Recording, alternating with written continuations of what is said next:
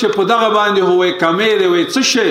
دلته دا ذکر شوی دی چې وجه د مرأه یا مخ د زنانه چې بالغه وي وي دا عورت ده چې دا غینه او پوښتې هغه دا عورت نه ده قدرمندو دغه قانون چې توشیح شوی د امر بالمعروف نهی عن المنکر اول د قران کریم آیاتونه مبارک باندې استناد شوی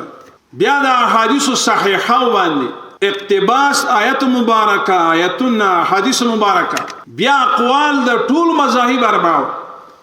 او بیا غ راجح قول د احناف نو د وجه بارکه هغه ماده کې دالی کله شوی دا فتنه ده دا محل او مرکز د حسن ده نو چې یو مسلمان یو وجه په وجه باندې په فتنه باندې دی مستغرق کیږي او الله فرمای قل للمؤمنین یغضوا من ابصارهم سوره نور کې وقل للمؤمنات يغضضن من ابصارهن ويحفظن فروجهن ولا يبدين زينتهن نو چې کله مخ زینت شو بحل د زینت ده نو خلاوی ولا يبدين زينتهن تاسو به دا زینت به مستور بساتئ نو دا د فتنې په وجه باندې شوی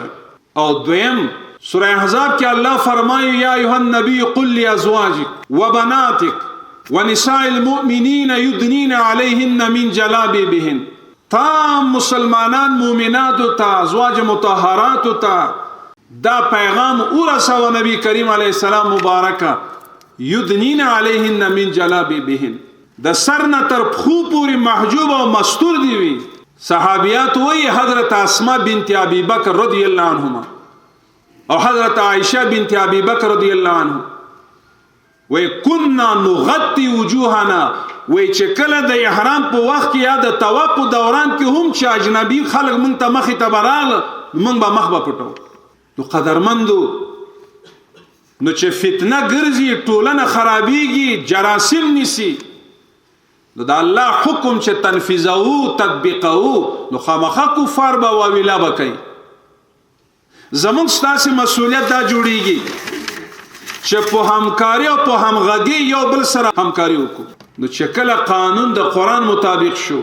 الله ولا يبدين زينتهن او فتنه ده او قران کریم کې الله فرمایي والفتنه اشد من القتل او بل ځای کې راځي اکبر من القتل نو یو اشد او بل اکبر ده نو الله چې وایي چې اشد ده فتنه نو معنا دا ده چې په قوت کې د قتل نه زیات جرم لري او اشد ده په قوت کې او چې اکبر ویلې دا په جسامت کې هم لوی جرم ده دا فتنه او نبی علیہ السلام فرمایلی ان هذه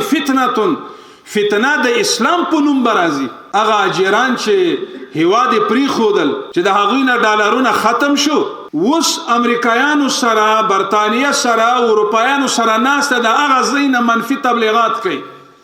دنبال میزنن کې تخریب نظام اسلامی را کنه او مثال څوک پیش کوي دلیل آیات با پیش کی او مثال کې عائشہ با پیش کی رضی اللہ عنها او دی با لغړه بناستی یو طرف ته مثال آیت د قران وایي بل طرف ته مثال بیا عائشہ پیش کی رضی اللہ عنها او چې د دې جسد د ګوري کزنانه لغړه ناستی او ځان ته افغانی هم وایي افغانیم او کنارینه د سر نه تر پخو پوری چرته د رسول الله سنت په وجود کې تا ته نخکاری هغه د هیوادوالو نمائندګي برای نام کوي نو که تاسو خو نه وطن جوړوي نه د تاسو دین به جوړوي که جوړوي نو شل کاله به جوړ کړي او قدرمندو زه تاسو ته یقینا درته وایم